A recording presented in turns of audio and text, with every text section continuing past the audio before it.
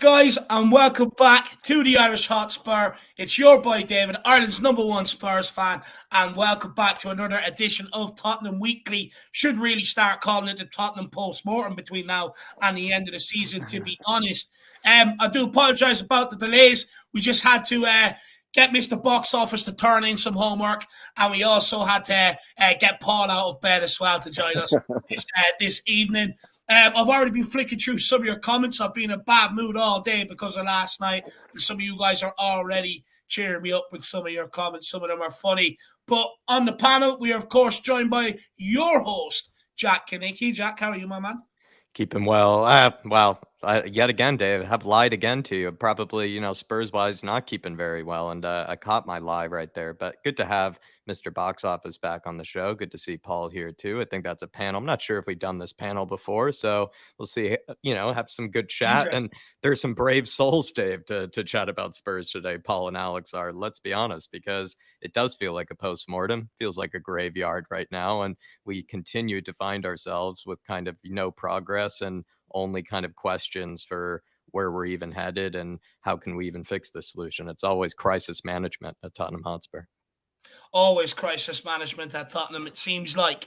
But look, do you know what? Fair play to the two boys below and everyone that's tuned in there this evening so far, because look, we struggled to get people to want to come on today to have a chat about Tottenham. Everyone's just like, Dave, please, I'm done. Don't put me through it.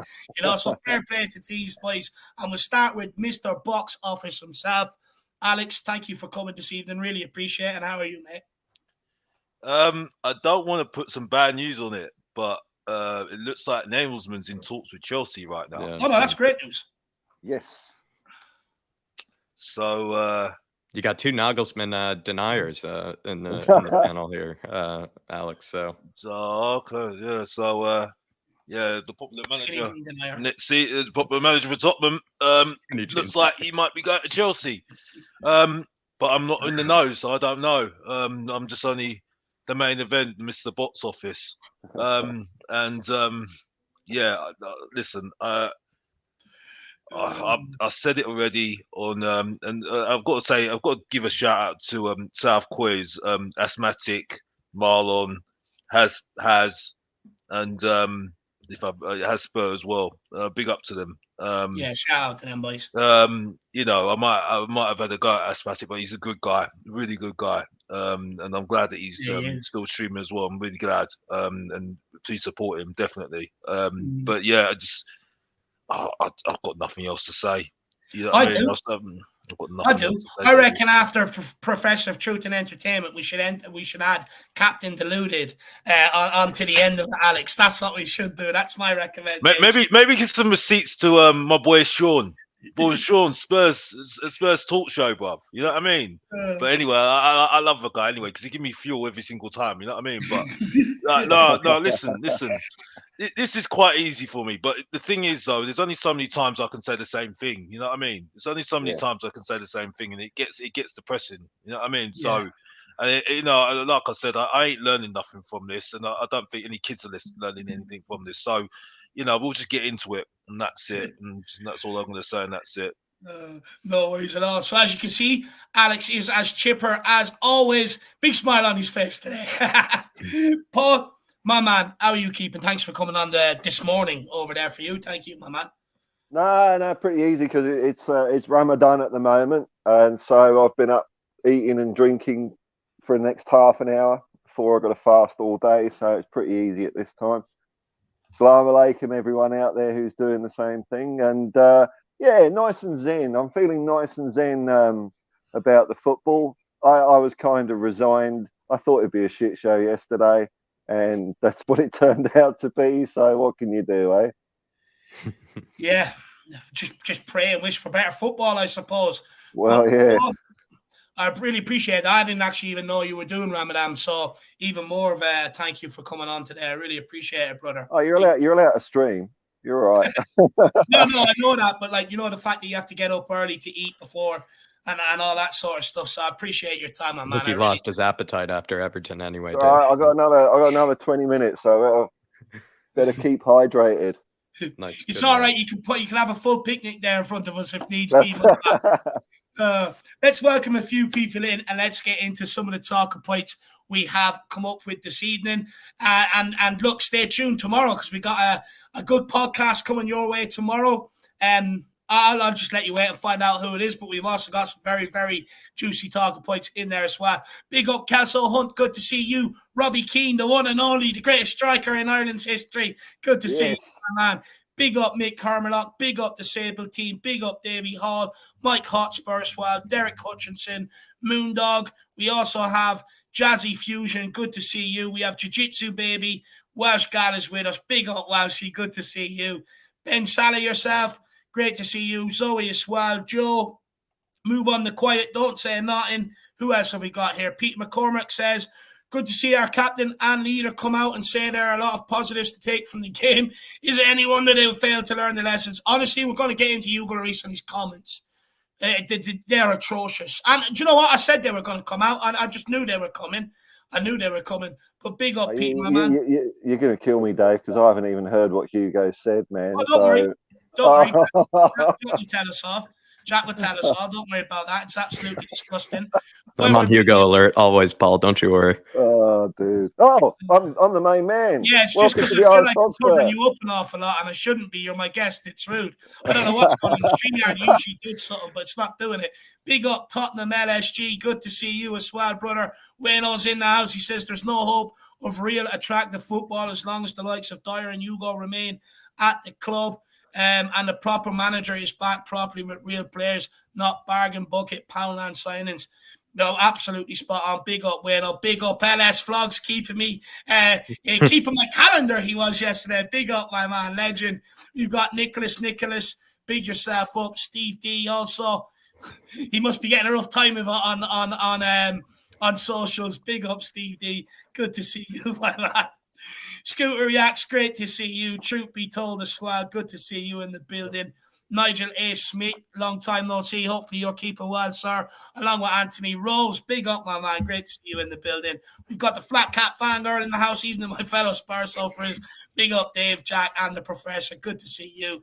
Tom Tucker, Rob, Ragnarsson as well. We've also got Duncan Ratband. Had a good conversation with this guy on Twitter last night. In fact, you know what? Even though we disagree, this sort of soothed my soul and helped me go to bed. Happy, my man. So big yourself up, Duncan. We've got Tala Ahmed as well. Great to see you. Tyler's in the building. Brilliant. Good to see you as well, brother. Ellie says, we are Tottenham. Levy's Tottenham. We are Tottenham. Who can't see out a game. Big up, Ellie. Good to see you in the building. Hope you're keeping well. And Dan Coy says, do you remember, Dave, when I was saying I'm just glad that the international break was over and Spurs are back? Well, I take it back. Jack said we were going to concede, and we did. We could see it coming a mile away. 100%. Big up, Dan. Big up, my man. Big up, Carlos Blanco. Big up, Dan. Mile High Hotspur, I believe, is in there as well. Good to see you. We also Big have up, Mile High. Zappa. And Stuart Such. Brian McGuire, great to see Brian. Big up, Graham. Hopefully you're keeping well, sir. Big up, Bobby K and the two young lads. Hopefully you're keeping well. We have Fox on the Hill, Prince.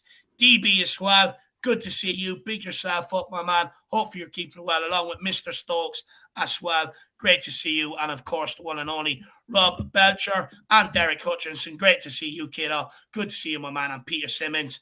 But look, we are going to, and Eamon Burns in there. We're going to skip to the bottom of the chat, along with Mark as well. We're going to skip to the bottom of the chat. We are going to crack on. Big up Jay Ashraf as well. And Paddy Harnett. Over to you now, Jack. And Darius in there as well. Over to you now, Jack. If you make sure you do smash a like. Like I said, we're in a constant fight with that algorithm. And you know me, I hate losing. And I don't want to continue on what Tottenham seem to be doing. I want to turn the tide, and at least one of us can be a winner. You can help me beat that by smashing that like button to help me beat that algorithm. Also, feel free to share it out to friends, family, get them in on it. Tell them to smash the subscribe button. And if you want to support everything we do here as a channel, feel free to grab one of them channel memberships. 3 different options there. And also feel free to engage with us through all of our live shows with a super chat with your points, talking points that you want us to discuss, whether you agree, disagree with us. Feel free to let us know in a super chat to help support everything we do here. But we also understand it's very tough times out there. Everyone's feeling the pinch. Trust me, we all have had to make cutbacks. So the least we ask is that you engage with us in the chat. It's the least requirement that we ask you. Just get your opinions in the chat, and let's all have a good show. Over to the host, Jacko. All right, we're on Hugo alert here, everybody, and it's probably one of my favorite subjects, let's be honest, at times. These are kind of Hugo's words that have just come up here. Hugo Lloris, after the game, said, "When we were 1-0 up, 11 men against 10, there's a better way to manage the game. It's the Premier League. You cannot drop intensity. You cannot drop effort. You cannot stop making effort, even if you already made a lot of effort until the end. It's again proof that in the Premier League, anything can happen. Even if you're 2-0 up, you have to keep this intensity and mentality until the end. The way we managed the end of the game should have been better, especially in possession. We could have kept them away from our goal with good pressure, but we started to drop off as a team on the pitch. We dropped the intensity as well, and the red card for Lucas didn't help the situation. But if you look at the performance, there were a lot of positives. The only regret is that the last 20 minutes at 1-0 up, we have the legs and the quality to go for the second goal." So those are kind of Hugo's words here, everybody. I kind of see Paul's reaction as a bit kind of like mine if I wasn't reading the question here right now. Was it a mistake, Paul? Hindsight, Captain Hindsight, playing here, Captain Hindsight Jack. Was it a mistake to bring Hugo Lloris back into the squad? And what do you make of maybe his post-match quotes here? Well, I'm not impressed with the post-match quotes. Didn't really sort of take any accountability for his own actions in the whole farce. And before the game, I knew he was going to get his place back because that's just what we do at Tottenham. But I don't think he should have. I think Foster did more than enough to earn his place, or at least give wait till Foster maybe had a bad game before Hugo came back. Especially when the ball comes to Foster, we don't see the defence and everyone's so jittery. Foster's quite assured with even though I don't really like football, goalkeepers playing football, I think they should just get rid of it. But the new game is they've got to be like a bit of a player, a bit of a sweeper keeper. And Foster, I can't remember Foster doing a foot wrong, actually. He'd get the ball, one touch, bang, out it goes. And it was always spot on. Whereas Hugo, I mean, we saw those spells of what I think was supposed to be fancy triangles in their own penalty box. And really, that was the start. That was the catalyst, as we've seen so many times this season, of this cancerous attitude spreading throughout the whole team. A few jittery moves, Lloris passing it, the hospital pass to Romero, 2 men running on him, not saying man on or anything like that. Romero's going, "What the fuck, Hugo?" And that just spread throughout the whole team. From that moment on, we were just on the back foot. And I mean, if everything was equal, I would have thought that Hugo should be dropped for the next game because Foster was so much better. He really was. Do you agree that there's no real meritocracy at Spurs, where it's like even if you play really well in the position, kind of like Forster did, like he wasn't like a spectacular by any means, but he was definitely comparably better than Hugo. So why is it that Hugo just immediately steps in? Because you kind of look at it this way, Paul, right? Fraser Forster wasn't really playing all that bad to really warrant being dropped. But then Hugo Lloris, before his injury, he didn't have great form going into that injury. Some people like myself even kind of saw it as a bit of a blessing that he had that injury. So why is it that he just immediately gets his spot? Yeah, I mean, it's jobs. It looks like jobs for the boys for me, and it's probably the players know that the boss isn't the boss. They've always got another outlet, and I suppose club captain, 10 years. Well, that doesn't count for anything in today's match, does it? History is all well and good and nice, and he has done well for us in the past. But right now, he's crap.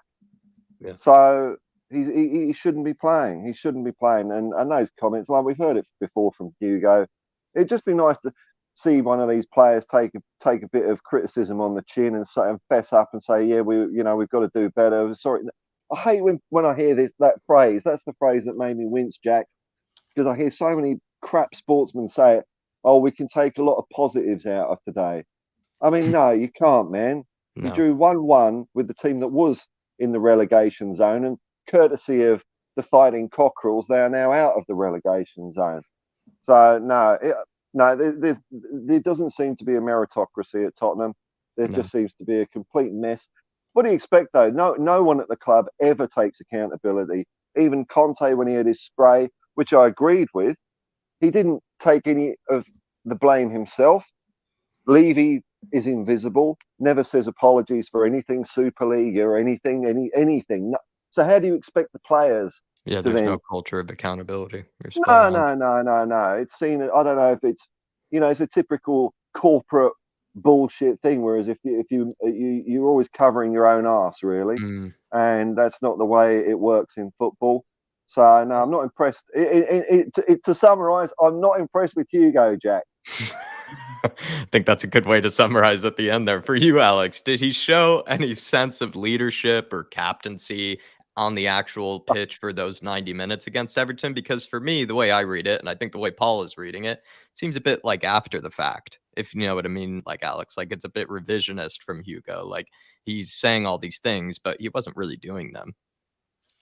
Yeah, I mean, I think the first part of it was okay-ish. I would say. I think he summed it up perfectly. But I mean, at the end of it, I've got to be honest. I don't really get that, to be honest with you. But it is what it is, isn't it? I mean, I take a different view in that sense about Hugo. I think Hugo's a scapegoat a little bit, but at the same time, he shouldn't be in goal. No, but I mean, I don't think we should start looking at it saying, "Oh, Forster's the answer." He isn't the answer. I think he's a short-term answer for a problem that at the moment, because Lloris is not great at the moment. He's getting older now. He needs to move on. Hasn't And Forster maybe more lifted the veil maybe on our eyes when it comes to Hugo? yeah, well, I mean, I think for me, I think whatever we think about him, he's a winner.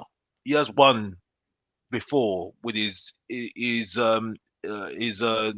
with France. France internationally. But I mean, I'm not going to defend him because he is a great keeper. And yeah, Forrester should have been in goal. And he tried his But best to give Croatia a chance. but I will say this. I will say this though. Like he has saved us before. But yeah, he should be in goal. No, right now, no. But this is where Tottenham should have looked at a goalkeeper that would be their first choice, and that's it. But if you're looking at if you look at the comments, they're a bit embarrassing towards the end. Yes, towards the end, that is really embarrassing. Because to be honest with you, I didn't think it was great anyway. Mm, I thought it was yeah, crap. I thought yeah. it was really crap. Um, Dave? Or yeah, go ahead, Alex. Sorry. Yeah, I thought it was crap, to be honest with you. But and he was one of the problems as well. But I mean, yeah, Forrester should have been in goal. Yes, the comments at the moment, yeah, embarrassing. Yeah, but like I said, I mean, I'm going to keep it short and sweet. The culture is completely wrong at our club. You know what I mean? Simple as that. And I saw this coming. I saw this coming. Yeah. Even if we won yesterday, well, I'm gonna leave it there because I've got a lot more to say, but I'll leave it there. Mm. That's it. Yeah. Look, I'm just going Pick to it off from continue there, on Dave. this Yeah. saying, I think, look, we should start calling him Captain Obvious. I mean, the first part of the statement, 1-0 up with 11 men against 10, there was a better way to manage the game. Okay, Captain Obvious. Thanks very much. Okay. Then the second part where he goes on about intensity and dropping effort. I mean, he's captain. It's what he's there to ensure it doesn't happen. That's his bloody job. That's his role, to make sure, especially during games on the pitch, that if someone does drop the intensity, he has a go at them so that they pick it back up, and the effort as well. To be honest with you, the word effort shouldn't even be there. That should be a given in any performance. That should be a given every time they step onto that football pitch. That should be a given when they first sign for this football club. Effort. So that word shouldn't even have to be put in there. That already tells me there's massive problems here. It's an absolute. You would think, Dave, that when he was given the 30,000th back pass that he received against Everton, that he would have said something to his teammates about, keeping possession better and, let's not do this and put ourselves under pressure, because he actually received so many back passes. It was getting frustrating for all of us to watch. So, I mean, you'd think that would be his opportunity to scream at his teammates that they should be turning things around here, but he wasn't. I don't recall him at any stage when he was putting other players under pressure, or even, let's be fair to him, there was plenty of moments when they were putting him under pressure with some of those back passes. It wasn't easy for him either, even though he isn't good on the ball in the first place. Let's be honest, there were some unnecessary ones that he received, but he wasn't then like screaming at his teammates like someone like, for example, a Jordan Pickford would during the match. That's his job, though. This is what that comes with the captain's armband. That's a special thing, you know. That means you're the leader of that group. You should be wearing that with pride and with honor. You walk out, you have that on you. That means you're the leader. You're the one everyone looks to. If he doesn't want them back passes, he should be telling them, turn, play forward, and constantly screaming at them to do it. And even if they do give it back to him, let him move it on to the next guy, and he should be screaming at that guy who gave it back to him again. But the reason why he's not a leader is because when he receives one from Eric Dyer, which he should have booted long, which Paul just spoke about, and I was furious, by the way, yesterday, he pumps it into Romero with two guys behind him, just outside our own 6-yard box near the penalty area. No word of warning, no nothing. Only the fact that Romero actually had a bit of nous about him and actually had a bit of awareness about the danger, we sort of got away with it. But like that, you know, things like that, he should be pumping that long. That's taking responsibility. That's taking onus. Pump it long in towards Harry Kane and fucking tell everyone to push up. Scream and shout at them, push up. You don't see any of that. Our defence sits so deep a lot of the time. Another part of that reason is because he's not screaming at them to push up. He's not telling them to push up. If you ask somebody, though, to take a guess who the captain is, Dave, if you ask somebody to take a guess who the captain is, you certainly wouldn't guess that it was him when you look at his body language and you look at his demeanor at times as well. And he's responsible for the mentality along with the manager. Yeah. He has to. You have to have control over that dressing room for any manager to be able to have a chance when they walk in here. They have to help the manager out, and Lloris is not doing that. You can't expect the manager to bollock them every single week. You've got to have leaders in that dressing room that you can rely on. That's going to hold people to account. But that's clearly not there with Hugo or anybody because we're seeing managers having to come out and bollock everybody. But the last part of the statement, I mean, it's not any Spurs fan wants to hear. We played against the relegation candidate, relegation fodder, where they were down to 10 men, and we start shitting ourselves. We start getting nervous, making all these mistakes. And he turns around and says, there's positives. What positives? I would argue it was worse last night than what it was underneath Antonio Conte. You know, there is no positives. And that sums up the culture at Tottenham. Yeah. Everything has to be friendly. He stuck a few people out. Or sorry, he threw Lucas Moura under the bus because he's going at the end of the season anyway. But then he goes, but there are positives. It sums up that buddy culture. That is worrying that your captain's coming out and saying there's positives off the back of that. Our captain, especially after what's happened with Conte, and Conte criticising and questioning all them players after the Southampton game, he should be coming out last night and apologising. He should be saying, look, I'm sorry to all the fans. It's not acceptable. Lack of effort, lack of intensity. It's my job, and I'm going to do everything in my power to make sure this doesn't happen between now and the end of the season. What's going on is not good enough, and I apologise, it's not acceptable. But he didn't do that. Anything else? No one around here wants to take accountability. They all want to hide behind people that have the balls to step up and say something and get rid of them and not take accountability. I'm fed up with it. He should be apologising. You have to go up the chain of command, though, when it comes to how the culture really works, right? You go to the very top, of course, with the ownership, but then you look at how the manager breeds certain type of, culture and mentality. But then it also is responsibility of the captain. The captain, it can't just be solely reliant on the manager either to sort of breed the right mentality into the team. It's the responsibility of the captain, and the captain, as we see this team, certainly doesn't seem to have a consistent sort of like, let alone positive attitude, more also like a leadership attitude that's really needed. But Paul or Alex, anything else that maybe you want to say on Hugo before we kind of get on to the next topic here? I mean, listen. I agree with everything you're saying. I agree with whatever he's saying. I mean, I don't think Lloris was always that sort of shouter anyway. To be honest with you, for me, I think it's the whole back four for me. I'm sorry. I'm not gonna. I think but we're just talking about captain at the minute. I know, but I don't think he was much of a shouter, to be honest with you. I think he's always that. I think he was always better with his as a goalkeeper, as a stopper. I think he was. You kind of need to be a shouter. Do you kind of need to be vocal? Do you think as a captain? Yeah, right? I know, but I don't think he was always like that though, Jack. I don't think he was, and this is where it comes in down to it that maybe we need to look at a goalkeeper that could take his place at the moment. And this is where I think the lack of planning has not come around. But I know we're not getting onto defence. I think we'll get into the defence a little bit later. But I think the defence are not helping him as well, to be honest with you. I think the whole back five I've not in the whole back. No, it's the whole back four. Because it's the three, isn't it? At the back didn't really help him at all. And that's including Longley, Virgil van Dijk. I'm sorry, and these are the players that everyone was bigging up last season. Especially Virgil van Dijk. Whoa, not me. I know you weren't David. I want having a go at you. Sure, put that on record. Oh no, David. Who have I apologised to regarding Dyer already? No.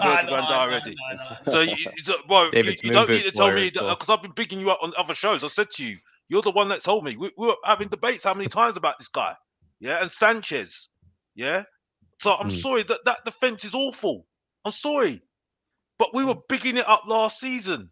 All the people were saying, "Oh, he's so good. Oh, he's this. He's that. He's this. Oh, we've got great defense. Oh, Sanchez is. Oh, he's the next second coming. Everybody else." And I was like, "What?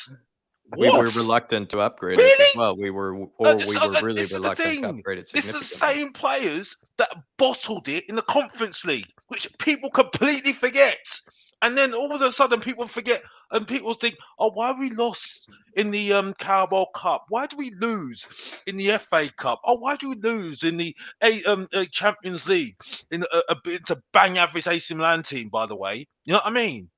Because the same players have got they're wrong. They've got no idea how to win. Got no idea how to play good football, and that's it. I'm sorry. I'm done with these players. Yeah. I'm sorry. Lloris is only a major problem because he's old. That's it. That's the problem. He can look up high because he's still got trophies to his name. What the others can say? Nothing. Absolutely nothing. He should be out of goal. He should never have been in goal yesterday. But we should have got a replacement for him way before. And that's it. And that's all I need to say. Mr. Box Office talking the truth again. And that's it. And I'm done. Back to you, Jack. I'm done. I just want to say just quickly, look, it's absolutely spot on. Hugo Lloris should never have been near the team yesterday. With the amount of mistakes the guy has made, even in the biggest games this season, North London Derby twice, he should never have been near the team. Fraser Forster stepped in and showed that he's been better, that he's pulled off better saves, he's helped us out more, he's better with his feet. So the fact that Hugo Lloris just walked straight in after the season he's had with the mistakes he's had, and also the fact that everyone around can see the guy's in decline and he still walks in and starts in this team just because he's captain, I think is disgraceful. Now is the perfect time to make these changes. Put Fraser in. Get rid of players that don't want to be here next season. Turf them off to the side. Tell them to go and train with the under-23s. Bring some under-23s up and put them out there. And change the captaincy. Now is the time to do it, to get people used to it.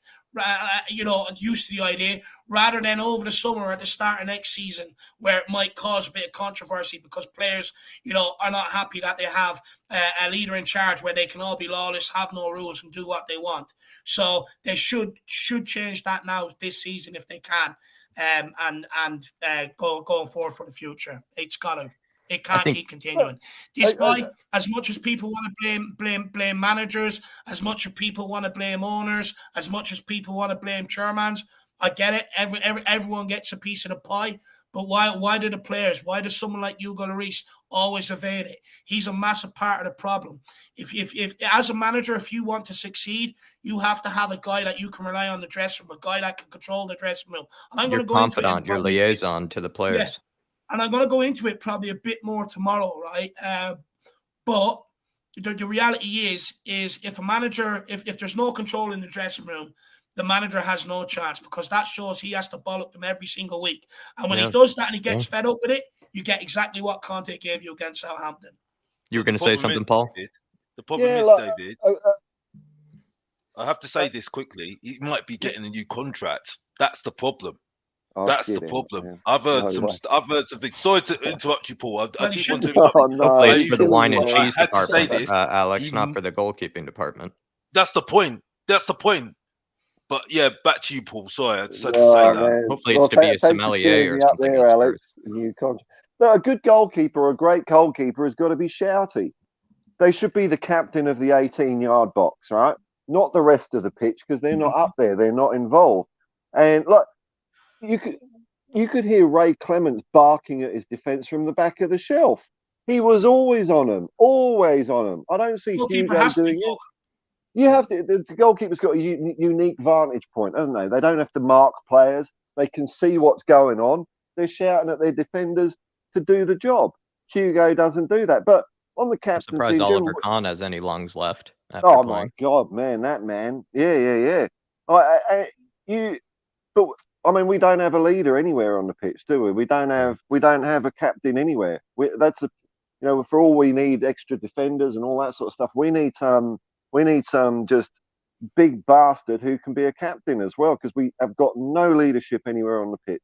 Yeah. I think to summarize, though, I would say on Hugo just quickly is that he contributes to that culture that we've talked about where there is no accountability amongst the whole squad. I think he's a huge culprit of it. I think he contributes to it because he is the captain at the end of the day. We've seen it in his interviews. We've just seen it in his post-match interview. He doesn't take accountability for his own mistakes, and he doesn't take accountability for the team's mistakes and for the team's form. But then also he clearly as well is a benefactor of this sort of, lack of a meritocracy that Sean has brought up before in the past, where it's sort of like, any player that does everything they need to earn their spot in the team could just lose it because someone from the past or whatever just gets it for whatever reasons that aren't actually seemingly real football reasons of any type of, respect or any type of sense or form. And then I think the last thing with Hugo is that we're quickly seeing his demise because once the shot stopping ability goes, I think he was never a good player with his feet. And this game, this day and age, the way you have to play, goalkeepers are asked to have touches of the ball because teams will press you all the way to the goalkeeper, which didn't used to happen as much back then. And so nowadays, goalkeepers, they have to be able to use their feet from time to time. And Hugo Lloris, instead of just getting it launched, I guess, every moment that it comes to him, he decides to, I guess, take the risk. But every time he takes the risk, we pay the price for it. And that's what I would maybe summarize. One more thing on Hugo there. I really don't like hearing when any player says I'm retiring from international duty. If you're a player that's hungry to play, you want to play at the best level possible.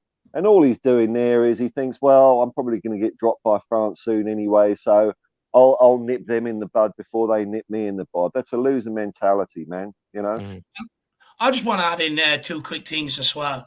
The first thing is what add on to what Paul is saying, and this is where I disagree with Alex a little. Is I get Hugo Lloris isn't maybe that shouty sort of character. Maybe it's not in his nature. I mean, I remember we seen it once against it was actually against Everton in the All or Nothing documentary against Everton where Hugo was screaming at Sonny for not dropping back just before half time.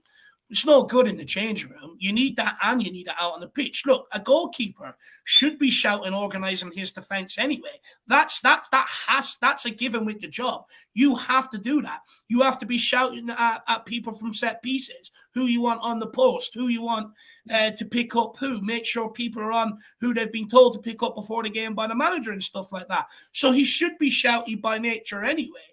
And that's why I'm surprised he's club captain, because for me, I don't view him as that guy, and I don't think many other people do either. But lastly, I want to say is, I know, look, it may come across harsh from what I say on Hugo Lloris, but the reality is, he's been a great servant to Tottenham. I've absolutely adored him, and I don't want what we're seeing now from him overshadowing the majority of what he's done for Tottenham Hotspur, because that's what people are going to remember the most, what he's last contributed rather than what he has contributed over the entirety. And I just think it's a sad that it's coming to this way. But we also have to wake up to the reality. Great servant, but at some stage we got to move on. I get people want to sort of keep the last resemblance of the greatest memories we've had under Pochettino. But at some stage, you've got to move on. You just got to say, football's moved on. Tottenham's moved on. It's just not the right fit anymore. And you've got to be honest with it. I don't like getting rid of Hugo Lloris. He's given me some fantastic memories. He's a part of a team that got me to a Champions League final, got me into a league title race, got me close to so many trophies. And I'll always remember him for that. Some of his great saves and stuff like that. But we've also got to realize we just have to move on. We have to. I don't want him to be remembered like this. I don't want it to be talked about the way he's being talked about this season. But that's the reality of it, and I don't want it to persist any longer before it gets worse. That's a good other point How that would you does be need if to you? be raised. Yeah. How would you be if you're Fraser Foster? I mean, he he probably knows he's near the end of his career. He's not a long-term solution for Tottenham, but he probably figures I've got, a chance maybe this season and next season to play some games. He hasn't after his first couple of games, he hasn't really put a foot wrong, I think and he feels hard done by. He feels hard that done doesn't by. matter. So I mean, how's that going to affect him in training and that? Because he knows it doesn't matter a shit if Hugo's fit, he ain't playing. I've heard he's also supposedly been a great every time, even when Hugo was still around, they said Fraser's been a great professional, great influence in the dressing room, hasn't been a distraction in any way. So it does feel like he's just been hard done by in every way. He's just been a true professional, took his chance when it was given to him, and then they're still punishing him for it. It's hard to see, honestly.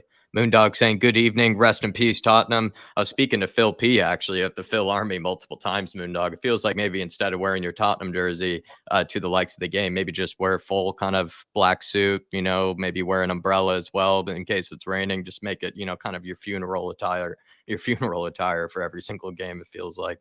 And then he also says, same formation, same players, and same shite. Dave, it did feel like we wanted to think that things would change under Stellini, but that was probably one of the worst displays. Even worse, we looked worse than Southampton in that match. I was warning people when they were saying Conte out and I said it once he was sacked as well. If you think all your problems with Tottenham Hotspur are going out the doors with him, you're sadly mistaken. And I also tried to warn people that you shouldn't be happy with the likes of Stellini and Mason in charge until the end of the season, because it's not what people wanted. People wanted a manager, a solution sorted out quickly with an attacking manager brought in here. I warned people that Stellini was going to do the exact same thing as Conte. He's from the Conte camp. They have the same sort of thinking on football. So I'm not surprised what happened last night happened. Same formation, same shit we're continuing on seeing. Because the reality is, when you look at it, the only problem they had was with what Conte said, even though it was home truth. But they obviously didn't have a problem with style, formation, things like that, because they were more than happy to continue on last night. Yeah, I know where you're coming but from. I tried warning people. We got to be clever. We got to be smarter when we start, screaming and shouting for all these things. Dermatron here saying, for me, this is a club in a mess from players, managers, owners. You look back at Bill Nick, Keith Birkinshaw, Steve Perryman, Graham Roberts, Danny Blanchflower. You think they're there to take this bull. No way would they take it. We are Tottenham Hotspur. Oof. We are not Spurs anymore. What would you say to Dermatron there, Paul? Oh, yeah. God, I can't imagine any of those people he's mentioned standing up for anything remotely near what's happened to Tottenham. And he's right. That's what I feel sometimes. The club I grew up with, which was, Keith Birkinshaw and Steve Perryman, I don't know. I'm hanging on by my fingernails sometimes, Yeah, the only thing that gives me hope is that, and people say that, that we were mid-table until the new owners, but the natural state of Tottenham is actually top three and in the mix for trophies. It's only since the 80s and 90s that we've dipped from that through bad stewardship, really. So the hope I've got is that Tottenham still is a big club, as in number of fans. There's a lot of families that pass it down. I mean, that's going to start dwindling out, but I don't think it's beyond saving. I don't know quite what can save it, but I don't think it's RIP as such. It's maybe flatlining a bit, and we've got to get the and it's back again. It's in purgatory, I think, where it's in between. Yeah. It's in between, two existences at this stage. Pick yourself up, Dermot. And I don't even know what to say. Like, taking a break during this time in the way that you are, Dermot, is that a good thing with how bad it is with Spurs, or do you kind of wish you were with us with this mess and kind of getting through the muck like us? I don't know, Dermot. Knowing you kind of like to help others, so I probably would wish you were with us. Kind of try to problem solve, but. Take your time, my friend. Hopefully you're keeping well today, and we look forward to having you back, Dermot. Pick yourself up, my man. Pick up, my man. Then Tin Man Dave saying, guys, I've had enough with this club. All I'm going to say is if Kane leaves, we are relegation candidates next season. Not even joking. Look, Jack, you know me. You were sitting there. Jack was sitting there speaking to me today. I went and calculated up all the equalisers that Kane got us, and all the games where he got us the winners, that accumulates to 20 points. Or 19 points, sorry. You take that 19 from the 50 we currently have. That leaves us on 31 points. That leaves us 5 points above relegation. So, I mean, Tin Man's theory, or not theory, actually, what Tin Man has said here, the truth, is absolutely spot on. Absolutely spot on. And this is something I've been trying to warn about. You know, why do we keep accelerating these ideas of selling Kane and rebuilding and stuff like that? You know, it's madness. You can't, like, I get it. Like, everyone understands and everyone knows Tottenham will go on without him. But you are going to feel the pinch for a couple of seasons until you sort that out. But ultimately, the club will still keep going. But we don't need to accelerate it. And with the state, the way the club is in right now, years gone by, you would have said, oh, Kane gets injured, we're screwed. But we had Eriksen, Alderweireld, Vertonghen, and everyone else stepped up. So you didn't feel that pinch. Harry Kane doesn't get injured anymore because he's got that new guy that works with him. And since he's brought him in, he doesn't get injured. So the reality is, with what we've got right now, without any leaders, without anyone really stepping up in the other goal departments, you take Kane out this team, we are literally relegation fodder. And that is the harsh reality of it.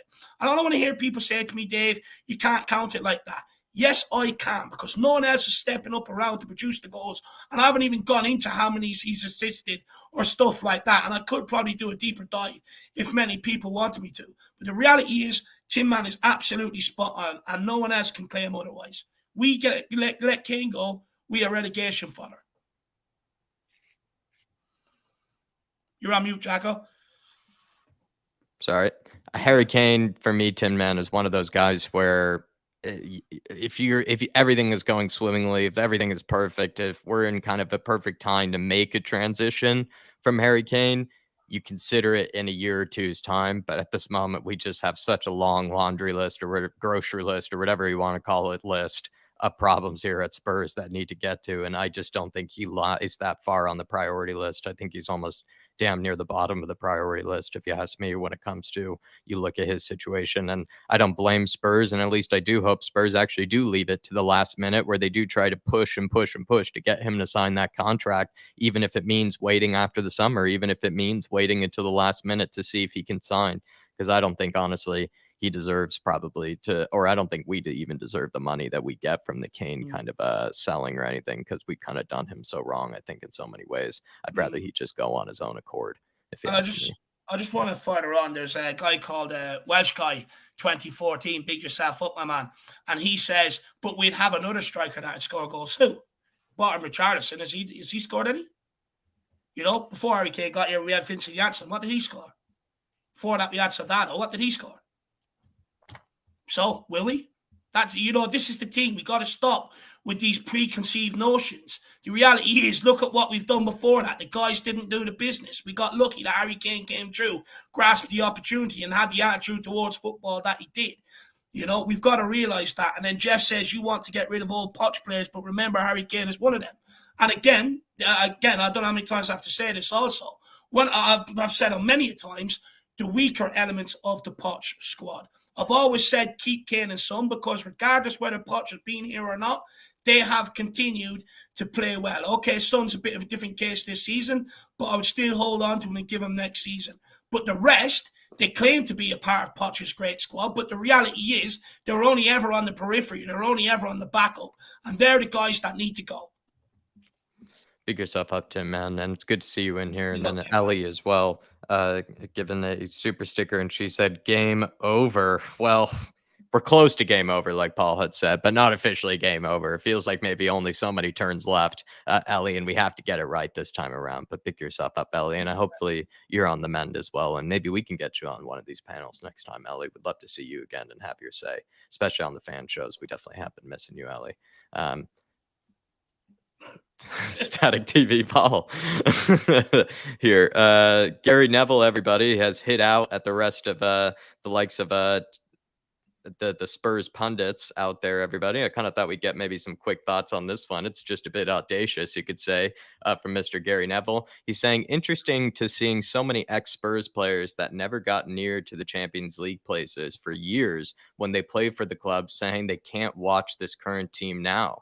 Spurs are in 4th place, currently ahead of Chelsea, Man United, and Liverpool. Perspective. I think he's calling out, Alex, the likes of probably Jamie O'Hara, maybe Jermaine Genius, and those kind of guys. Do you think Gary Neville has a point here, or is it just kind of just trying to be a bit of a shithouse? Well, he has got a point because at the same time, I look at the likes of Genius and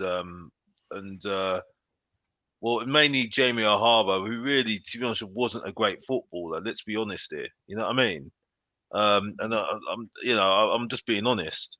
He wasn't. He got shipped out to Wolves, didn't he? And he didn't really do that much anyway in his career. Let's be honest here. But at the same time, I think with the quality that we've, I think with the quality that we've had with Harry Kane, in particular, and if you talk about Son, who's came up, and there have been others as well in the past. I think we should have done more with the players that we've had. Yes, definitely, but I don't think Tottenham have been on the eye on the ball. I haven't had the eye on the ball, and that's it. And I think, I think there's a bit of truth in what Gary Neville's saying, but at the same time, I think, I couldn't agree with him in certain aspects. It's perspective. We're 4th, and that's it. I think we are. I mean, I do agree with him that we are 4th in that sense that we're overachieving with the squad that we, because we haven't been playing well. We haven't been playing well at all. We've been rubbish, and it is because of Harry Kane. I absolutely agree with David. I've got to be honest. I do because the stats prove it as well. And it's not that I even concentrated on the stats anyway, because I was saying it for so long. That this guy's been getting us through games. You know what I mean? Yeah. But I still stick by what I say. He needs to leave for trophies. He can't carry on like this, and he can see it in his face. He's had enough. I think he can leave on his own accord, Alex. I think he's earned that. I would have more respect for him. He puts a transfer request in saying, "I've had enough." That's a message. It's like the whole thing with Conte. If he walked, I would have more respect for him. Absolute respect for him. You know what I mean? But I just think for me, at the moment, David's absolutely spot on. But I've been saying this for a long time. Kane absolutely makes our team a 4th Champions League team, and that's it. And I do hear what you're saying. People say that he's allowed his opinion, yes, but Jamie O'Hara, yes, he's allowed his opinion, but as a footballer, he wasn't very good, and that's a fact. So is that is that an unfair dig then to equate those two or to bring those two together? Like, is he allowed to have an opinion, but then also he's allowed to have an opinion? Yes, he's allowed to have an opinion, but he wasn't a good footballer. But to say, I think he's then also calling out maybe the fact that Jermaine Genius says, like, I can't, be asked to watch this anymore. Yeah, I totally agree with him. He's acting as a fan. He's a fan. And I absolutely agree with him. Absolutely agree with him as a fan. Yeah. But I think when he's having to go at certain players, I do sit there and think, okay, that's cool, but you weren't very good yourself. You know what I mean? So it's kind of a bit hypocritical, though, to be honest with you. You know what I mean? But as a fan, yes, I get where he's coming from. Absolutely, 110%. I can understand that distinction you make there. But I'm not gonna lie. Like, if I was there when he was around, and he wasn't very good, and I was going for. I was like saying I was rooting for him, really rooting for him, but he wasn't very good. Genesis as well. Genesis was okay for us. He was okay. Again, he's a great pundit, though. I've got to say this. He's a great pundit. And Jamie O'Hara is a fantastic presenter on TalkSport. Absolutely fantastic. But as footballers, they weren't very good at their level. And that's it. That's the point I'm making. That's it. Yeah, but I hear you. As a fan of Tottenham Hotspur fan, they are fans of Tottenham Hotspur. They are very rooting for Tottenham Hotspur, and they're very, very, they're passionate about it. I absolutely agree with what they're saying because I can't watch it myself. So that's what I'm saying at the moment. But as footballers, we're at a good level, no. And I've said it on multiple occasions. What do you think, Paul? Like, is Gary I Neville think, making a bit of a point here? Is he being a bit of a nah, shithouse, do you think? I think Gary Neville's talking out of his arse, and I think Alex, you're right there when you said they're talking as fans. So, according to Gary Neville, the only people that can have a valid opinion of Tottenham are people that have played in Champions League, which is ridiculous. And I take the point that Jamie O'Hara wasn't the best player, but I never, I can't remember him bottling it as much. You know, he was just limited ability, I think, really. And he played in a very good or decent, Harry Redknapp side. So I think, look, if the only people that can have opinions are Champions League players, then you can just forget about all of football fandom in its entirety. And what's Jamie O'Hara supposed to say? When he's talking about Tottenham on Talk Sport, I heard what he said, and I thought he was right. What's he supposed to say? Oh no, yeah, well, even though I wasn't a very good footballer, I think they're playing a bit better than me or whatever. He's doing a job. He's being a pundit. Gary Neville, I don't know. He talks some sense some of the time, but and saying Spurs are in fourth place, I mean that's just a bit of Paul Daniels. Now that's magic, that's just an illusion, isn't it? We're not. Are we really in fourth? There's 3 teams that are up our arse with more games in hand that are playing better football. So no. I think anyone can have an opinion. That's what football's about. You take opinions and passion away. Like Bill Nicholson said, we've got to remember that without fans, there'd be no such thing as professional football. So it's better to play the football that they want to see and have a lot of fans than play the football we want to play and have no fans. It's that sort of thing. Gary Neville has made loads of money out of fans paying his wages, and I think there's nothing wrong with him maybe affording a bit of a respect to a fellow professional who's more of a fan these days. Yeah.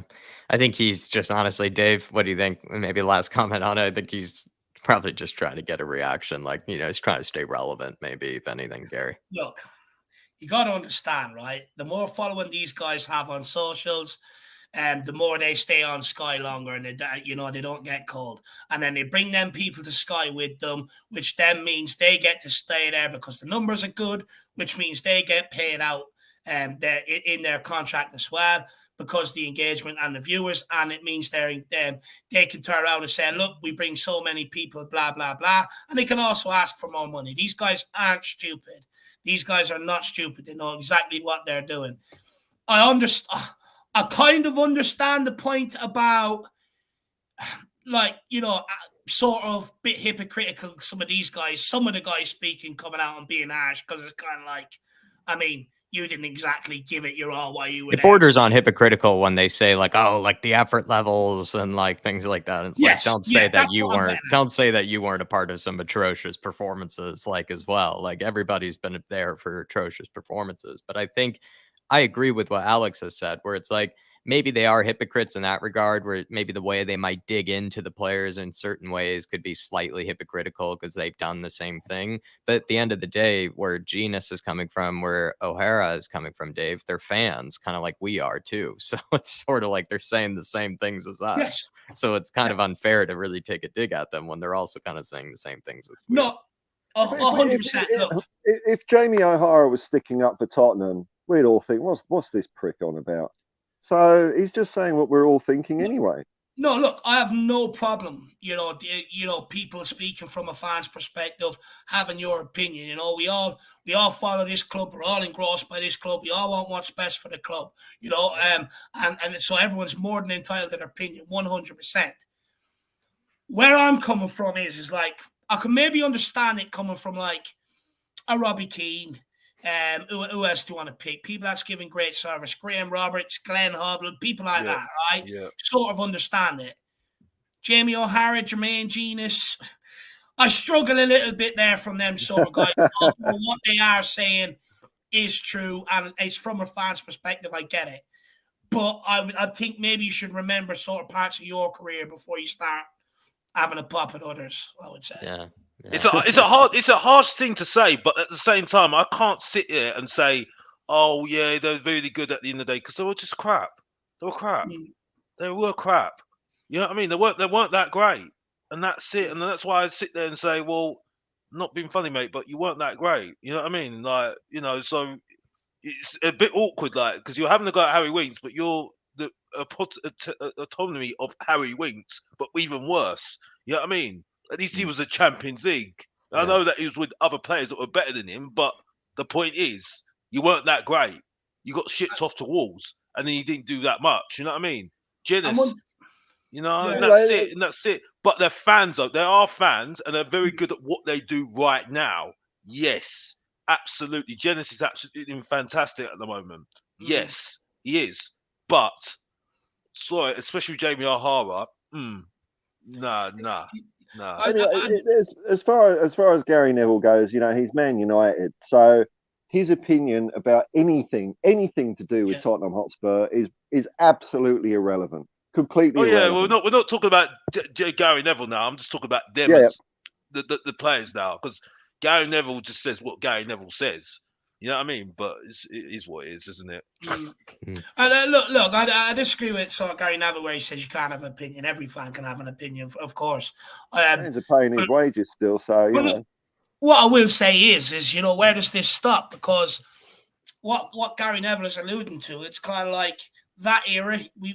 I mean, Jermaine Genius helped us win the League Cup, but that's it, right? So it's kind of like, but then since then, we haven't won anything. So even people that are coming out of this era that go into punditry, that same cycle is going to continue where people can question them and go, I mean, you shouldn't really be talking. What did you win? So when does that cycle stop? It's never going to stop until we win something. Yeah, no, I see where you're coming from. And I feel like, I don't know, I think it does just come down to Neville being a shithouse and just trying to get some relevancy also at the end of the day. And I will also add, it's kind of like, what I will say is Gary Neville needs some perspective as well. He's got to understand where Tottenham were back then compared to where he was. And I think that's the perspective where he's coming from. He's like, I can criticise United. I've won league titles. I've done this. I've done that. How dare you criticise a club when you didn't win it? And I see where he's coming from, but it's kind of like, I mean, come on, lad.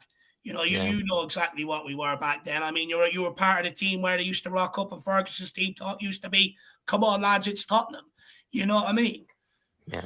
Just wanted to say hello to some people that I think are just joining us. Daniela, good to see you in the chat. Daniela Zito, Tango Bin Al-Shid. Hopefully you're keeping well, my friend. I think as well I saw Spurs 72. Hopefully you're keeping well, Spurs 72. And then I saw Philly 2109. You absolute legend, Philly. Hopefully you're keeping well, my friend.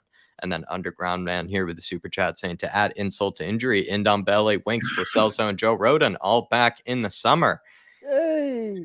It's a laundry list of players we also have to get rid of, and it's hard to imagine that Spurs have ever shown any sort of ruthlessness to expect any ruthlessness this summer. I mean, I don't know. I think we're only going to see 4 or 5 players maybe going this summer when we probably need to see like 10 players leave this summer. Why do you think I'm not happy about not having the manager right now? Why do you think I'm not happy? Because he could be looking at the squad and he could be dissecting who stays, who goes. Longley is potentially signing for us. He's bang average. And that's more Levy's decision, probably, or Paratici's decision. Well, this is the point. It stinks. That's why I said on my channel, Mr. Box Office TV, if you really want to know, if you don't know, get to know. You know what I mean? Because Mr. Box Office has to refresh, reset, restart. You know what I mean? Because he's been teething. He's been teething right now, man. Really teething. You know what I mean? Because it stinked. It absolutely stinked. Yeah, that stinked. Yeah, and also I said it as well because I gave you a new video, with some very good pictures as well, showing how average this guy Pratici, who's cooking what? Danjuma can't even get on the pitch. You know what I mean? We're having more testimonials for Mora, by the way. Absolute joke. I'm sorry, I can't stand him. I can't stand it. And why is he still at our club? That's the problem with our club. We got this guy who's living rent free at our club when he should be out the door. You know what I mean? He makes David Pleat look like a god. You know what I mean? Who I thought he was okay. You know what I mean? But I'd rather have him at my club than this bang average guy every single time. You know what I mean? I mean, Paul Mitchell he's levels. Yeah. And I'm sorry, I can't stand it. This is the thing. He's one of them that I can't stand as well. I'm sorry, man. It just got my blood boiling, and that's it. And that's all I need to say. Because Mr. Boxer again talking the truth again. If you don't know, get to know. Back to you, Jack. I'm done. Rebranded box office. If you don't know, get to know. Paul, do you agree? Like, is it a laundry list of players that Spurs are going to have to get rid of? But it's hard to imagine we even do get rid of any of them. Well, What do you say to Underground Man here? I saw a bit of Ben and Sim doing their match wrap up or match review, and I think Ben was saying that there's about 19 players in our squad that are, a bit iffy, or on their way out or on their way back. It's a complete mess, isn't it? What are we going to do with all these players? What, we're going to send them on loan a bit? I don't even know how long's left on these guys' contracts. And you got Ndombele might come back with a Serie A and a Champions League medal. I mean, no, it all needs to be just thrown out the door and started again. But we ain't going to do that because we're Tottenham. So I don't know. But Alex is right. We need a manager and a director of football, which we got neither of at the moment, to sort all this shit out. And they should be on it from now. What we're going to do? Appoint a manager day before kickoff next season, or some bullshit like that. It might be that the manager we want isn't available until the end of the season. And if that's the case, and it is Ange Postecoglou, then I'll forgive them. But I don't know what it is. Is it just that they want to save a bit of money? Maybe they had to pay Conte a bit out, or whatever, and they don't want to have another concurrent manager because they're already, they had to pay Mourinho out, Nuno out. I don't know how many managers these guys have had. I don't think any manager wants to touch us right now, Paul, and I don't think any manager wants to come in. There's always money though, man. I'll be honest, lad. I think we did approach people. We had a whole international break to do it. It'd be stupid not to. I think we approached people, and people just kind of. People said, "I'll get back to you later." We'll wait and see. I don't think anyone jumped at the opportunity or said yes. Yeah. When we came calling us, we would have a manager. But now I think they did approach. I think it was like. I think it was like I don't know. We've all been here, Paul, where it's like, somebody maybe invited you to like a party. You probably have some other plans or something like that. And that's what it kind of was, where they were all invited to this Tottenham Hotspur party. And they're like, maybe second, third choice. Like if, things don't go well, I'll keep it in mind, sort of. If the Barnet job doesn't come up, pencil me in. Maybe so. But yeah, Underground Man, so many problems, this summer. And like you said, to add insult to injury to all those problems, still got to get rid of those numpties. And spot on. We got no one who can do football at the club. Well, I mean, that's why they play cricket, Paul. Oh, don't fucking start me on this. Going back to the Hackney Marshes. No, they were. They're going back to the Hackney Marshes. Don't, man. Don't. That's what they were doing. They said, we'll go back. We'll delve deep into our culture, and we'll go back to the Hackney Marshes where we play cricket. Yeah. It'd be nice to see a football in one of those training videos, wouldn't it? Well, I mean, just getting them to practice with the right ball would be a start, wouldn't it? I mean, it's revolutionary, I know. But, maybe play some football, some five-a-side, some shirts v skins instead of wearing 5 layers of clothing.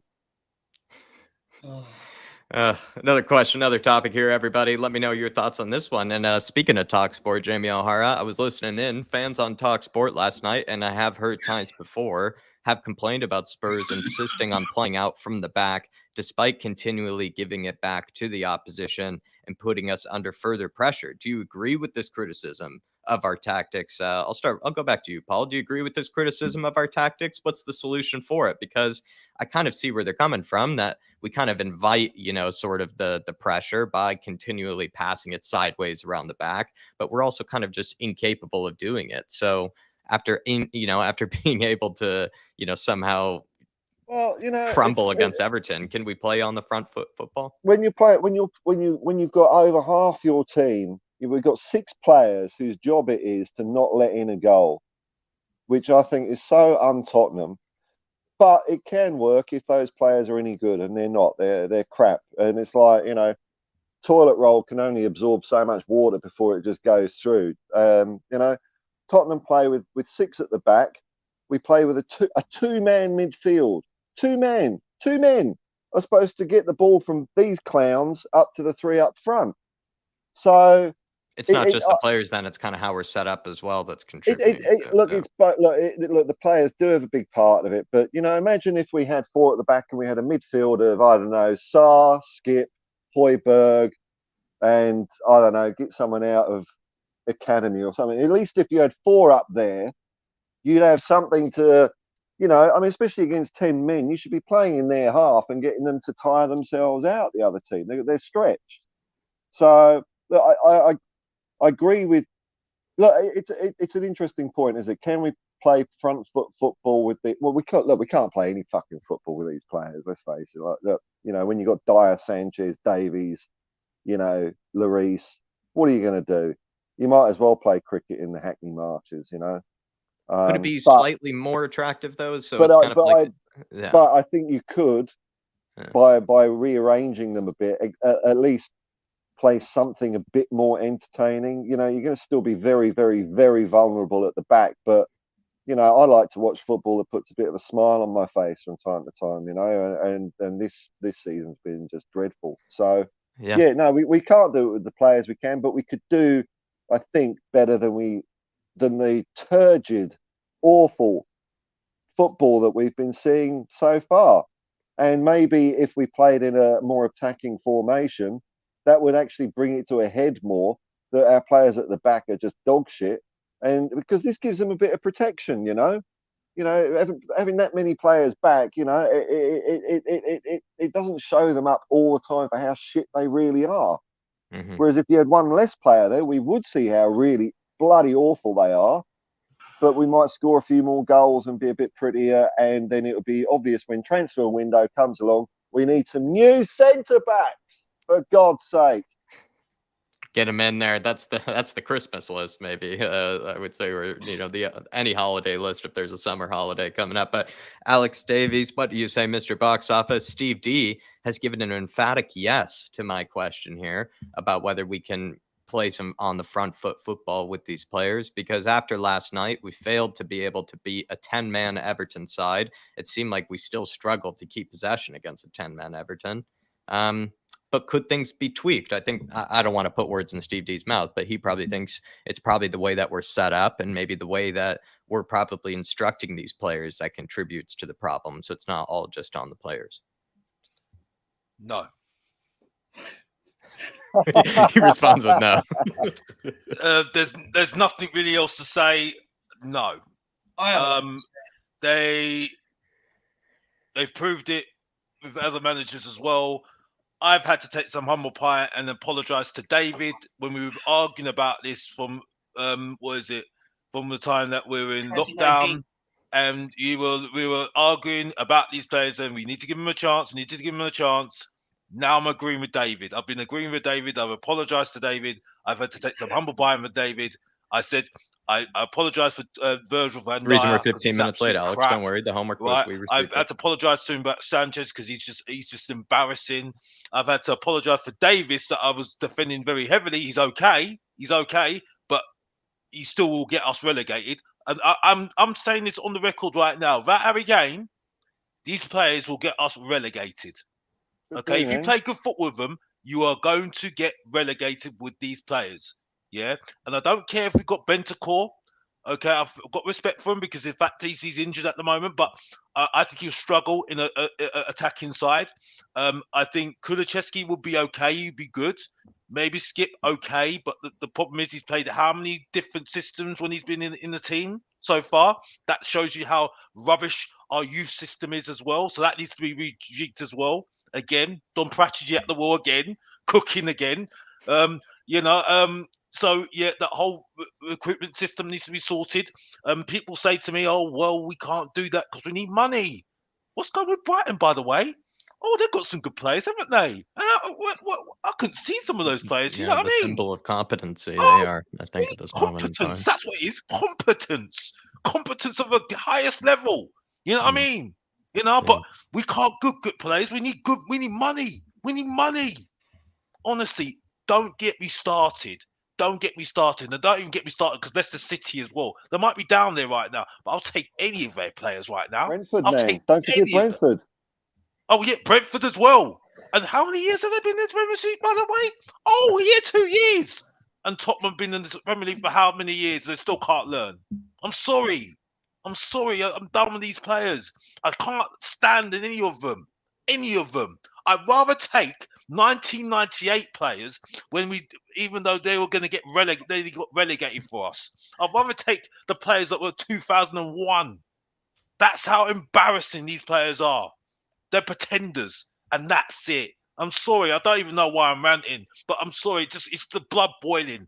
I need to get back to doing new content, and that's it. And that's all I need to say. I'm back to you, David, or back to you, Jack. I'm done. I'm sorry, I'm done. An emphatic no, Alex has given Dave. Do you agree with that no about whether Spurs can play attractive football after watching our so-called performance against Everton last night? That was Stellini was supposed to do, no? Maybe not. Maybe not. Maybe I got that wrong. I thought that's what Stellini was supposed to do. Look, unshackled. We were going to see Tottenham unshackled, weren't we? Yeah, unshackled, unchained. New documentary, Tottenham Unleashed. Didn't happen. Look, what I will say is, I just want to ask a couple of questions and just see where people are at with this. Do we agree that, regardless of the pragmatic maybe approaches of the managers, that every single one of them since Potter have tried to play out from the back? Oh God, yes. We agree. Well, horrible. Right, we agree. Now, let's get real here. The likes of Antonio Conte and Jose Mourinho, they're pragmatic because when you don't have the ball, they set up a certain way to stifle you, right? Granted.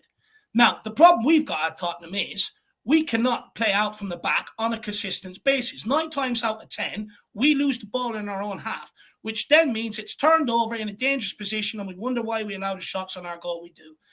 Then you've also got the problem of you've got Hugo Lloris, football's passed him by, cannot play out from the back with his feet, which, even if we want to play this on the front foot, possession-based football, you have to keep possession. You have to have a goalkeeper with a good that is comfortable with the ball at his feet. You've got to have centre-backs that want to do it and can't do it, which we don't. Davies, good defender, but not good enough with his defeat. Dyer, useless at both. Sanchez, you're lucky if he can stay on his feet. Langley, decent with his feet, but bad defending. Honestly, it's a circus back there. And this is the problem. If you keep giving the ball away, right, whether you're trying to play or sometimes they end up letting it long to take a quick breather because they know it's coming back again. When you give it away, you end up implementing the defensive side of the game so much more often than what is intended to do. The whole idea is, if we kept the ball, you wouldn't have to defend as much. But when you give it away, as easy as we do, naturally you sit deeper and deeper and deeper back. It's natural. Yes, some would argue that tactics have a part to do with it. Fine. But the reality is us in possession as well. That's an even bigger part. If we went with an on-the-front foot tackle manager with what we've got now, Alex is right. We wouldn't be able to play that game and we would be smacked up most weeks because all teams know just press Tottenham. And if they're pressing us now, when we play the way they do, they're going to press the exact same way, even when we have an on-the-front foot attacking-based possession manager. The reality is, if we want to play nice football, we have to keep the ball. And we cannot do that. And that is the biggest issue. When we give it away as cheaply as we do, that there is why you sit back as much as we do. If you cannot execute the basics, you have no hope of implementing any tactics whatsoever. If you cannot do the basics, which is trap a ball and move the ball. I don't want to hear anyone tell me we can, because we can't. How many times this season have we seen 5-yard passes go over the sideline? For example, Højbjerg yesterday, when he went to pass to Sanchez. What was the first thing Sanchez done when he came on?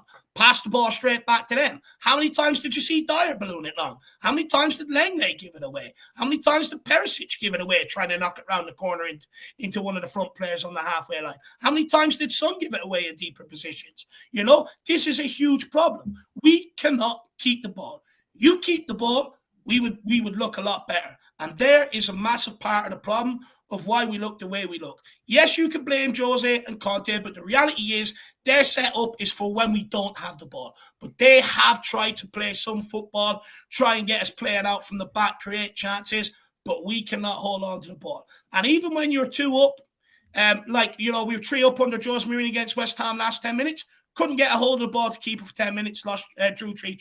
Southampton there before the international break, another example. 3 went up, 10 minutes to go. We can't keep the ball for the last 10 minutes. Everton the same again yesterday. You keep the ball, we win a lot more games than what we currently are. Football's simple. It doesn't need to be hard. Sometimes, there are sometimes, you can blame everything else, but sometimes football is just simple. You keep the ball, you have possession, you don't have to defend. I could see why fans have sort of criticized Spurs this season, because your eye, when you're watching this team and you are watching them pass it around the back and trying to keep possession as well as build out from the back, you're watching them continue to fail at it. So your mind is like, why do they do this? Why would you continue to do this? I think the issue with that is that if we really expect to be sort of a top 4 finishing team, we do probably need to play some style of play where we can dominate the ball, where we can dominate possession, where we can sort of have our impetus on the game. Because if we are unable to pass it out from the back, and if we are unable to develop our game from out the back, then that means, I guess, what's our resort? To just get it launched, to just get it long? That's not really how a team would do it if you're going to try to play in the top 4. And this is the thing, like, Spurs fans are asking for us to play from out the back, but also at the same time, we don't have the players that are capable of playing from out the back. So we are going to put ourselves in that trouble, or in that, those bad situations, if we're going to play out the back with these incompetent players. But the solution would be just get it launched. Just don't put yourself in that trouble in the first place. I think the issue with that is that, Paul, would we really be willing to stick through that, for the rest of the season, watching us just get it launched at every opportunity into the channels and hope that maybe someone might get lucky, like that. I don't think that's the only other solution, really.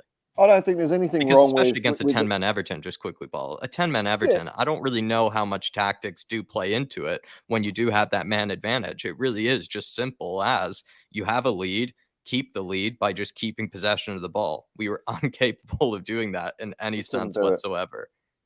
I think we'd be a lot better if we had 4 in midfield and the goalkeeper just punted it into midfield. We wouldn't win every ball, and you're right, we might head for relegation or whatever, but maybe I might just enjoy watching the football a bit more if our defenders aren't as involved as much as they are at the moment. Because you're right, they are shockingly bad on the ball. They can't keep it. They give it away at every opportunity. It's not just the ability. It's the attitude of them. Every time they screw up, they're pointing at someone else. It's really, really horrible to watch. So, that's what I'm saying. Yeah, a bit more in midfield. At least we've got competent midfield players. Bendencourt, Basuma, Pape Sarr, Skip, Højbjerg. I mean, they're not. I wouldn't say a lot of them are brilliant, but they're better than our defenders, and I reckon they could keep the ball a bit more. And when you're facing 10 men, I mean, there is no excuse for it, is there? I mean, it's just. It is horrible. So I'm not saying changing the formation would make us top 4 or anything like that. It would probably make us mid-table or worse, but at least I might enjoy watching the football a bit more, and it would highlight exactly where it's obvious we are crap, because for some reason no one at the club can seem to see that our back 6 are generally crap at defending and keeping the ball, and I'd rather expose that than hide it as we have been doing for the last 3 or 4 years. Why do you think we can't hold on to the ball, though? Is it more due to the tactics, or is it more due to the personnel? I don't think the tactics has got anything to do with hanging on to the ball. Like in the situation against Everton, we should have been able to. In that isolated game, yeah, we should have been able. There's no excuse. It doesn't. You've got an extra dude on the pitch. Jack, you've seen it yourself, Jack. You saw it when we were at Nottingham Forest, bruv, and saw it at AC Milan. We were crap on the ball. We've been crap on the ball for so long. Yeah, it's defenders. Like at the end of the day, right? It's not due to tactics. They're just crap. The crap on the ball, and that's it. Simple. They haven't got no chemistry as well. Like Vertonghen and Alderweireld had chemistry. They had chemistry. As a back 4, we had chemistry with Walker and Rose. That chemistry is just not there anymore.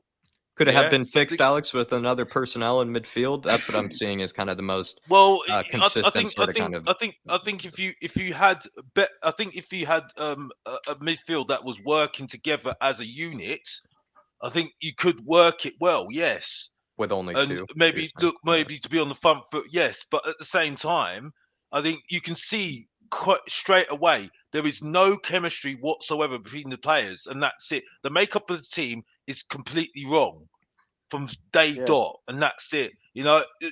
What we had was players that were working well as chemistry, and those are the teams that actually do well in the Premier League. Because I don't think I will still stick by what I say. It's not very good football anymore these days now. Recently, it hasn't been very good football at all. Yeah, football's really bang average. I've got to be honest now. Yeah, when the days of Zidane back in before 2010, you see quality players on the ball, running at players. Taking on a man, using being cultured with their feet. You know what I mean? Knowing what to do, knowing what to run. Leaders. You know what I mean? You don't have players that no more. You've got the managers telling them what to do. You know what I mean? And that's it. Paul, you know this, bro, because you know Yeah, no, you I know the agree. area, bro. You know what I I mean? agree. It's like even back in 1960s, you'll see players making themselves known. Improving themselves. It And look, that's it. And so, unfortunately, with the players that we've got at the moment, they're not they're in this era where they're confused because they don't know what sort of style we're all about. I mean, I understand, but I do actually agree with what Sav is saying. What is a Tottenham player now these days? What is yeah. a Tottenham player? Because I don't know what a Tottenham player is anymore. I've Mhm. got no Or idea. what type of players they're going after, what sort of person, yeah, I know what Yeah, you mean. easy. Yeah, the Make profile, sure what they type of can't profile. control a ball. Make Yeah. sure they don't know how to problem solve. Make sure they're lazy, and make sure they're quiet. Simple. No, I agree, Alex. There's sometimes I watch a game of football, and to me, it just looks like it's almost like table football. You can see this team set up with this formation, this team set up with this.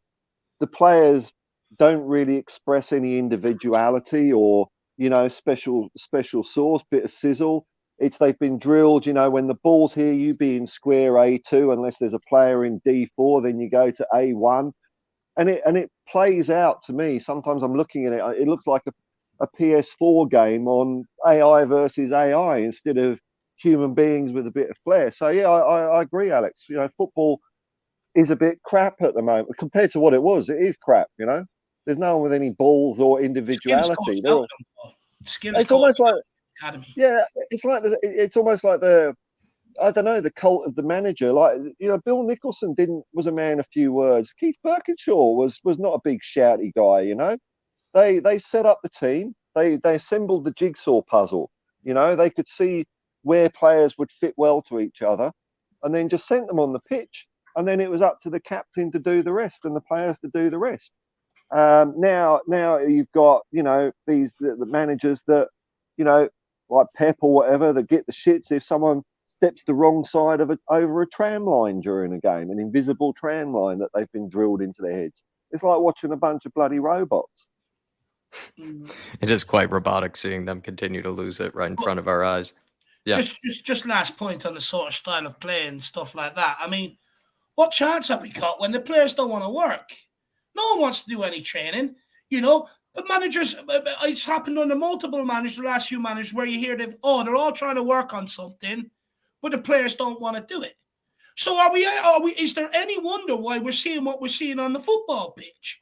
When they don't want to work, in training and go through drills and patterns that they may think is repetitive. It's only repetitive because they can't get it in the first place, right? If they just got it in the first place, you'd be able to work on other things. But it all starts on the training ground. That's where you work on everything. And if these guys don't want to work and they want to make excuses, like, for instance, under Pochettino, he worked them too hard. Under Jose Mourinho, he didn't work them hard enough. Under Nuno, he didn't work them hard enough. And under Conte, it was too intense. So what hope have we got of playing any sort of football on the football pitch if no one wants to work on anything? And then when they are working, you're going, okay, what are they doing today? Let me check Spurs socials, see what they're doing. And you're seeing one of them standing there with the cricket helmet on, ready to bat a ball, and you're thinking, you're going, okay, so let me get this straight. There's football tennis tables out there where they can work on their touch, first time passing, considering nobody else seems to be able to hit a pass first time. There's swimming pool to work on maybe some conditioning, strength, gym to work on some strength, treadmills to work on their fitness. No problem. Don't need any of it. Guys, roll out the fucking the pins. Let's play some cricket. What chance do we have playing football on the football pitch when they're not even playing with the right ball? I know. We don't have any. And like, if you're on 100 grand or 200 grand a week, I'm not going to ask any bloody questions. I'm just going to I'll do anything. You know, I'm not going to moan about it. But what you touched on there is, when they're saying there's too much or there's not enough training, who are they saying that to, and how is that possible? Why have the players got a hotline to Daniel Levy, who's hovering around the training ground all the time? That's not the way. The best thing is about it. The best thing is about it, that statement about Pochettino, yeah, at the beginning when they threw him under the bus, the same players want him back. The same players want him back. Yeah, right. You couldn't make it up. You could not make it up. Sorry to interrupt you, Paul. I'm not. No, I'm trying I'm not done, to, man. bro, because I absolutely respect you, bro. But honestly, I just got to say that when I heard that statement, I called my dad. He said, "Box office, what's going on, bruv? Why are you calling me for, bruv?" I'm Why like, are you calling me yeah, box but office on your this son? is exactly what I'm Definitely talking got about, a bro. box office. I went mad. I went mad. And he's like saying, box office, chill out, bruv. I'm like, yeah, but bro, you got me supporting this club. It's your fault, bro. That's it. You know what I mean? No, Can you big up to imagine? my dad, by the way. But the point I'm making is, you know what I mean? It's just like you couldn't make it up. You know? You know what? Even though I've said it on my channel already, I wanted Pochettino. I'm starting to doubt myself a little bit on this one, boy. I think, I heard the fans shouting for his name. I'm like, this could be a dodgy one. It could be a dodgy one.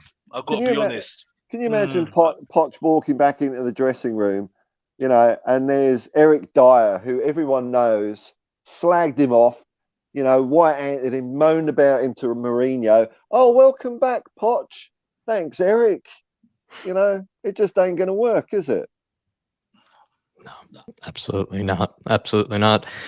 Well, I don't know, lads. I think we probably have, tried to attempt this sort of Tottenham crisis management as best we can today. We'll leave it there unless, any other talking points that, you wanted to bring up, Paul or Alex, and plug some channels and whatnot. Alex, Paul, final words here, any kind of, final thoughts, and get your channels in here kind of while I'm stalling for that. But Paul, any final words here, for this Tottenham funeral? We've passed one cup final out of the last 10. We've only got 9 cup finals to go, and I don't know. Like I say yesterday, I was watching it, and I'm not even getting really upset anymore, because how can it be any different the way the club is at the moment? To expect us to win any games or play well is expecting is to expect a miracle. We haven't got the players, we haven't got a manager. The whole Stellini thing yesterday. I mean, it was just awful. We got no director of football. Oh, I know. I mean, is it too early to write off next season as well? I mean, it's looking like it so far, isn't it? I mean, nothing's happening. And what you were saying earlier, Alex, about we need more money. Well, I don't think we do, because any money we do have, we just piss up against the wall. Why flush more down the toilet? Why piss more down the drain? Yeah. We've got more money. We got more money than Brighton and Brentford. Surely. Like an allowance, it's like if you gave a kid an allowance and he, pissed all, the money away and didn't have anything to show for it, why would you give him more? Why would you expect him to do better with more? Just recruit a bit smarter instead of going to the top division of every country. Maybe, go down to League One, non-league. There's loads of players out there, man. There's so many good footballers out there that we're just completely unaware of, because, we want to sign someone who's got a big social media presence, I guess, to just flog the club, flog some shirts, probably why we've still got Son playing first team, because, without Son, we lose the South Korea market. Could be maybe why we didn't get rid of Winks, maybe why we didn't get rid of Dele Alli, because they're popular with a certain type of fan. I'm not saying that that's a bad certain type of fan, but maybe that's why the club thinks. So I'm, until I see something remarkable out of the club, it really, for me, it would take Daniel Levy to apologise, man. When the Super League happened, John Henry, which I'm no fan of John Henry, I think he's a twat as well. But at least he apologised. He apologised to the Liverpool fans. Daniel Levy, nothing. We've hired, we got rid of Poch. We've had shit manager, or rather not shit managers, but not Tottenham managers, 3 in a row, or three transfer windows under Poch with nothing. Come out and stop hiding, man. Because you're the only guy left at the club with any voice. You know, we've got no manager, no director of football. You know, I know Paratici did his little, webcam from a Holiday Inn somewhere the other day. And I've got to tell you about that. I just want to mention about that. FIFA at the beginning of the year said they were going to make a decision by the end of March. So for Tottenham to say that they were surprised that FIFA extended the ban is a complete fucking joke, because I bloody knew that FIFA was going to say something, So why wheel him out on the 29th of March? I think if you stick your head in the sand far enough, Paul, you can pretend that you've never heard it. Why didn't we stand him down in January? What are we playing? What are we doing? Why? He's been banned by Italy. It's bloody obvious that's going to be a worldwide ban. Any FA does something like that, they're gonna stop them doing football elsewhere. We could have done it in January, and now, fuck it. That's all I've got to say. Fuck it. We'll see you next week for the next derby. Don't ruin your day. You've got the whole day ahead of you. Oh, damn it! I woke up all nice and happy, and now I'm all right. I'm cool, man. Mr. Box Office, I'm going to put your channel in here. Any final words for yourself, and then also tell us what's coming up on the channel as well. Listen, I said it already, and it's no slight on anybody. I've said already, I ain't doing this for clicks, because I'll tell you now, right now, yeah, this face will always be here every single time. People try to cancel me. People try to say, "Oh, we don't want Mr. Box Off. We don't want Main Event. We don't want him. We don't want the Professor of Truth and Entertainment in the building at the moment. They tried to put we don't want him. We don't need him. Because he's embarrassing." Where's your receipts now, bruv? Where's your receipts now, bro? Where are your receipts now, bruv? Because I wasn't chatting rubbish. Because maybe I'm not in the know. Yeah, but I was the same guy that was saying that we're bang average last season. I was the same guy that got on Chris Cowling's show, and I told him, I said to you, the biggest mistake of Tottenham's history was sacking Pochettino. And look what's happened now. Yeah, look what's happened now. Yeah, we got Mourinho in, big mistake. We got Nuno in, big mistake. We got Conte in, big mistake. And look what's happened. And who's the denominator in all those decisions? Daniel Levy. And that's it. I was told I'm not a winner. I'm not ambitious. What does that mean? What does that mean? Because when you talk about the Professor of Truth and Entertainment, you talk about ambition. Because why am I supporting Tottenham for how long? Since 1998, and saw just a Carabao Cup and disappointment, bro. Nothing. And that's all I need to say, and that's it. Because Mr. Box Office knows what he is. He knows how he is, and he's always ambitious. He doesn't need his team to tell me that I'm not ambitious, and that's it. Because he knows how it is. And you'll see some new content, like I said, because I'm going to give you the good, the bad, and the bang average top 5. That's what I'll do. You know what I mean? I'll do the big Mr. Box Office Unleashed and everything else. And you'll give new content like I did the last video, if you really want to know. Parategy. When I gave you a 4-minute video on some class of why I hate Parategy. And that's it. And that's all I need to say. Mr. Box Office talking the truth again. And if you don't know, get to know. Back to you, Jack. I'm done. 2 things quickly, Alex. I'm surprised you were able to get your Parategy video down to such a short and convenient amount of time, because I could only praise Parategy for 26 minutes. I could have praised him longer, so clearly we're on opposite ends there. But also as well, when it comes to your bang average top 5, I'm very much looking forward to that video, but it feels like there's so many bang average players to pick from. You're going to have to leave out your favorite, Højbjerg. Or maybe he's going to be in there. I don't know. Some good points there. I'll wait till I watch. Oh, he's teasing. You got some good points there. Anyone for a game of Tottenham style football? I've got my. I'm ready to go. Yeah.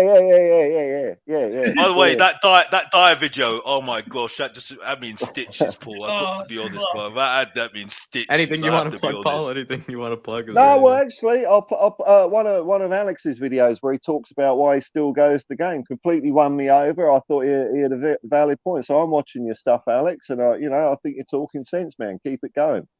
Nice. I have to also say big up to you guys, yeah. Big up to David and Jack, yeah. You know what I mean? Like, we might have a battle sometimes, and we all have debates, we always have debates, but it's all cool, and that's what it's all about in the day. You know what I mean? It's And all that's right. it, Look, really. it's all in good humor and spirit. And the main thing is, we all know we want what's best for Tottenham, and that's the best thing about it. But look, a massive thank you to you two gentlemen for coming on today. It's not easy to roll out of bed and do stuff when things are going so bad. So I really appreciate that. Alex, you got to stop going on them rants or start giving a warning before you do, because I find them absolutely hilarious. Because I used to know you as the professor of delusion and whatever else. But now, lately you've started speaking facts, so I admire that. But look, Jack, will we tell them what's coming tomorrow? We just everybody, please, big podcast coming out tomorrow. We're going to try to, like I said, and maybe we'll keep the promise this time around, be delivering the podcast more often. We have a special guest lined up for tomorrow. Everybody have some really good questions there as well. We also, I do believe, have some sense of a debate show kind of like this, where there is so much crisis management at this time. So we'll try to have maybe a bit of a laid back, as well as, good, debate as well, like we done today, tomorrow. And then get ready for also, I think if anybody's looking for the fan show is Friday, everybody. Dave and I will be running the fan show Friday, who want to come on. See, I think what we've done here at Jack is not debate. We just all express out what we think, couple of questions. It's therapeutic. But when and that's why I like this channel, because when it turns into a silly debate and people are just trying to lay little word traps. And debate doesn't need to be a bad word, though. I think Paul doesn't need to be a bad word. I think it is a very bad word. I hate the word. I think, I can't stand it, Well, now we're in a debate. I just like talking shit. I'm not saying I'm right. I'm not saying I'm wrong. I'm just saying what I'm saying. So, that's it. I hear that. I don't think anybody can disagree with that. And if they do, then we'll find yourselves in a debate with that. We'll have a debate. But you said this, so that means.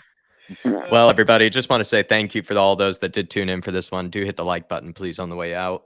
We haven't asked, so we ask you now, for those that are still watching, please hit that like button. And all those that have as well helped out the channel with super chats. It does go a very long way. But do look out for all the content coming tomorrow, everybody, as per usual. And maybe hope that Bournemouth can turn it around against Brighton, maybe in some sense or form. They're 1-0 down at the moment, Bournemouth, but they're fighting strong.